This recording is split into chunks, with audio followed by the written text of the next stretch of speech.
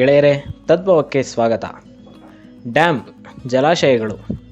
ಇದನ್ನು ಪಂಡಿತ್ ಜವಾಹರ್ಲಾಲ್ ನೆಹರು ಆಧುನಿಕ ಭಾರತದ ದೇವಾಲಯಗಳೆಂದು ಕರೆದರು. ಅಂಥ ಆಧುನಿಕ ದೇವಾಲಯಗಳು ನಮ್ಮ ಕರುನಾಡಿನ ಜೀವನಾಡಿಗಳಾಗಿವೆ. ಲಕ್ಷಾಂತರ ಎಕರೆ ಭೂಮಿಗೆ ನೀರುಣಿಸುತ್ತಾ ಇಳೆಯನ್ನು ಸಸ್ಯಶ್ಯಾಮಲೆಯನ್ನಾಗಿಸುತ್ತಿವೆ. ನಮಗೆ ಕುಡಿಯೋದಕ್ಕೆ ನೀರೊದಗಿಸುತ್ತಾ ನಮ್ಮ ಭೂಮಿಯನ್ನು ತಣಿಸುತ್ತಾ ಬಂದಿರೋ ರಾಜ್ಯದ ಪ್ರಮುಖ ಡ್ಯಾಮ್ಗಳ ಕುರಿತಾದ ಹಲವಾರು ಇಂಟ್ರೆಸ್ಟಿಂಗ್ ವಿಷಯಗಳು ಇಲ್ಲಿವೆ. ಅದೇನೆಂದು ತಿಳಿದುಕೊಳ್ಳೋ ಮೊದಲು ನಮ್ಮ ಚಾನಲನ್ನು ಸಬ್ಸ್ಕ್ರೈಬ್ ಮಾಡಿ, ನೋಟಿಫಿಕೇಷನ್ಗಾಗಿ ಬೆಲ್ ಐಕನನ್ನು ಪ್ರೆಸ್ ಮಾಡಿ. ಲಿಂಗನಮಕ್ಕಿ ಜಲಾಶಯ ಶರಾವತಿ ನದಿಗೆ ಅಡ್ಡಲಾಗಿ ಕಟ್ಟಲಾಗಿದೆ. ಶಿವಮೊಗ್ಗ ಜಿಲ್ಲೆಯ ಸಾಗರ ತಾಲೂಕಿನಲ್ಲಿರೋ ಈ ಅಣೆಕಟ್ಟು ರಾಜ್ಯದ ಅತಿದೊಡ್ಡ ಜಲವಿದ್ಯುತ್ ಉತ್ಪಾದನಾ ಘಟಕವನ್ನು ಹೊಂದಿದೆ. ಈ ಜಲಾಶಯದಲ್ಲಿ ಒಟ್ಟು 151.75 TMC ನೀರು ಸಂಗ್ರಹ ಸಾಮರ್ಥ್ಯವಿದೆ. 1964ರಲ್ಲಿ ಶುರುವಾದ ಈ ಅಣೆಕಟ್ಟಿನ ನಿರ್ಮಾಣ ಕಾರ್ಯ ಸಹಸ್ರಾರು ಹಳ್ಳಿಗಳ ಅಸ್ತಿತ್ವವನ್ನು ಅಳಿಸಿ ಹಾಕಿತ್ತು. ಲಕ್ಷಾಂತರ ಎಕರೆ ಭೂಮಿ ಅಣೆಕಟ್ಟಿನ ಹಿನ್ನೀರಿನಲ್ಲಿ ಮುಳುಗಿ ಹೋಯಿತು. ಅದೆಷ್ಟೋ ಪ್ರದೇಶಗಳು ದ್ವೀಪಗಳಾಗಿ ಪರಿವರ್ತನೆಗೊಳ್ಳವು. ಇವತ್ತಿಗೂ ಸಿಗಂದೂರು ಚೌಡೇಶ್ವರಿ ದೇವಾಲಯ ತಲುಪಬೇಕಾದರೆ ಲಿಂಗನಮಕ್ಕಿ ಜಲಾಶಯ ಹಿನ್ನೀರಿನಲ್ಲಿ ಪ್ರಯಾಣ ಮಾಡಬೇಕು. ಸದ್ಯ 2 ಲಾಂಚ್ಗಳು ಇಲ್ಲಿ ಕಾರ್ಯನಿರ್ವಹಿಸುತ್ತಾ ಇದ್ದು ಪ್ರವಾಸಿಗರ ನೆಚ್ಚಿನ ತಾಣವಾಗಿ ಇದು ಗುರುತಿಸಿಕೊಂಡಿದೆ. ಲಿಂಗನಮಕ್ಕಿ ಜಲಾಶಯ ಸಮುದ್ರ ಮಟ್ಟದಿಂದ 1819 ಅಡಿ ಎತ್ತರ ಇದ್ದು ಭೂಮಟ್ಟದಿಂದ 193 ಅಡಿ ಎತ್ತರವಿದೆ.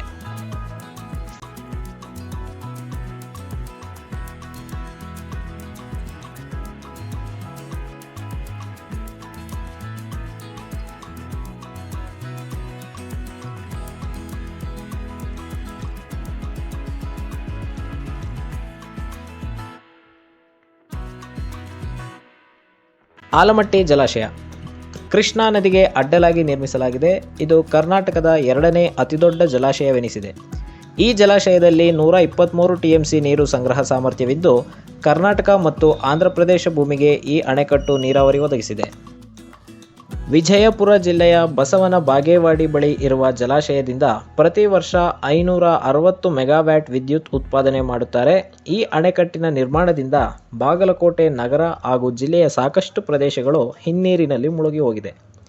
ಸದ್ಯ ಆಲಮಟ್ಟಿ ಜಲಾಶಯದ ಎತ್ತರ 519 ಮೀಟರ್ಗಳಾಗಿದ್ದು ಇದನ್ನು ಇನ್ನಷ್ಟು ಎತ್ತರಕ್ಕೆ ಹೆಚ್ಚಿಸುವ ಕಾರ್ಯ ಪ್ರಗತಿಯಲ್ಲಿದೆ.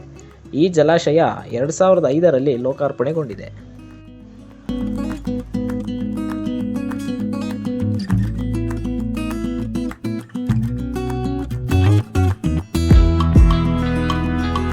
ತುಂಗಭದ್ರಾ ಜಲಾಶಯ ಕೇವಲ 4 ವರ್ಷಗಳ ಸಮಯದಲ್ಲಿ ಅತಿವೇಗವಾಗಿ ನಿರ್ಮಾಣವಾದ ಜಲಾಶಯವೆಂದರೆ ಅದುವೇ ತುಂಗಭದ್ರಾ ಜಲಾಶಯ.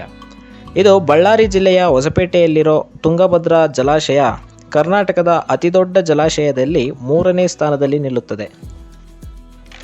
ಈ TB ಡ್ಯಾಮ್ 101 TMC ನೀರಿನ ಸಂಗ್ರಹ ಸಾಮರ್ಥ್ಯವಿರುವ ಈ TB ಡ್ಯಾಮ್ನ ನಿರ್ಮಾಣ ಕಾರ್ಯ 1949ರಲ್ಲಿ ಪ್ರಾರಂಭಿಸಲಾಯಿತು.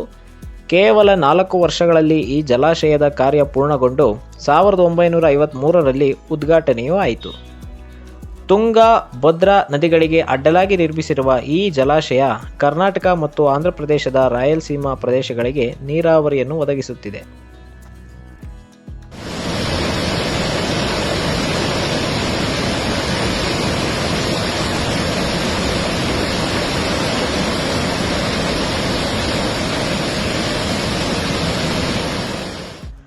ಕೃಷ್ಣರಾಜಸಾಗರ KRS ಈ ಜಲಾಶಯ ಇರೋದು ಮಂಡ್ಯ ಜಿಲ್ಲೆಯಲ್ಲಿ.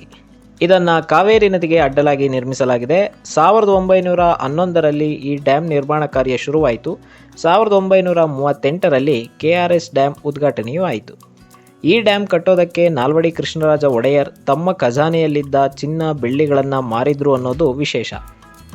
ಈ ಡ್ಯಾಮ್ ಮಂಡ್ಯ ಜನರ ಜೀವನಾಡಿಯಾಗಿ ಮೈಸೂರು ಭಾಗದ ಜನರಿಗೆ ಕುಡಿಯುವ ನೀರನ್ನು ಒದಗಿಸುತ್ತಿದೆ.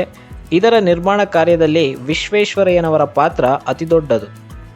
ಈ ಡ್ಯಾಮ್ 49 TMC ನೀರನ್ನು ಹಿಡಿದಿಡುವ ಸಾಮರ್ಥ್ಯವನ್ನು ಹೊಂದಿದೆ. 48 ಆಟೋಮೆಟಿಕ್ ಗೇಟ್ಗಳನ್ನು ಹೊಂದಿರೋ ಈ ಡ್ಯಾಮ್ ನಿರ್ಮಾಣಕ್ಕೆ ಗಾರೆಯನ್ನು ಬಳಸಲಾಗಿದೆ.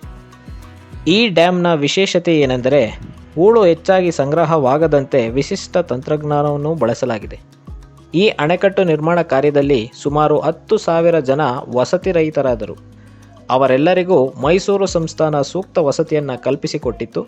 ಇವತ್ತಿಗೂ KRS ಕನ್ನಡ ನಾಡಿನ ಜೀವನದಿಯಾಗಿ ಗುರುತಿಸಿಕೊಂಡಿದೆ. ಇದು ಕರ್ನಾಟಕದ ಪ್ರಮುಖ ಡ್ಯಾಮ್ಗಳ ವಿಶೇಷ. ಮತ್ತಷ್ಟು ಆಸಕ್ತಿಕರ ರೋಚಕ ಮಾಹಿತಿಯನ್ನು ತಗೊಂಡು ನಿಮ್ಮ ಮುಂದೆ ಹಾಜರಾಗ್ತೀವಿ. ಅದಕ್ಕೆ ನೀವು ಮಾಡಬೇಕಾಗಿರೋದಿಷ್ಟೇ, ನಮ್ಮ ಚಾನಲನ್ನು ಸಬ್ಸ್ಕ್ರೈಬ್ ಆಗಿ ನೋಟಿಫಿಕೇಷನ್ಗಾಗಿ ಪಕ್ಕದಲ್ಲಿರೋ ಬೆಲ್ ಐಕನನ್ನು ಕ್ಲಿಕ್ ಮಾಡಿ. ಧನ್ಯವಾದಗಳು.